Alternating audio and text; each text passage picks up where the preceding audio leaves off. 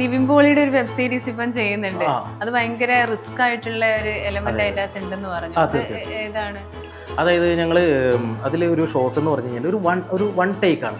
അതായത് ഒരു ക്യാമറമാനെ ഞങ്ങൾ റോപ്പിൽ കയറ്റിയിട്ട് ആ ക്യാമറമാനെ അടക്കം പുള്ളിനെ ഇങ്ങനെ ഫോളോ ചെയ്ത് വരുന്നൊരു ഷോട്ടാണ്. അപ്പോൾ ആ ഷോട്ടിൽ ഒരാളെടുത്തിട്ട് എറിയുന്നൊരു ഷോട്ടുണ്ട്. ഒരു ബ്രിഡ്ജിൻ്റെ അപ്പുറത്ത്, റെയിൽവേ ക്രോസിന് അപ്പുറത്ത്, അത്യാവശ്യം ഒരു 80-70 അടി ഹൈറ്റ് ഉള്ള ഒരു ബ്രിഡ്ജാണ്.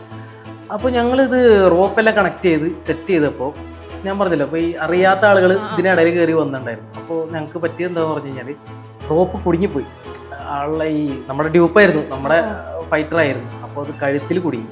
അപ്പോൾ നമ്മുടെ ആർട്ടിസ്റ്റ് ഓൾറെഡി അവിടെ ഉള്ളത് കൊണ്ട് ആ ഒരു പുള്ളി സേഫ് നോക്കിയാണ് ചെയ്തത്. പക്ഷെ എറിയുമ്പോൾ എന്ന് പറഞ്ഞാൽ ഇത്ര ഹൈറ്റിലേക്കാണ് പുള്ളി വീഴുന്നത്.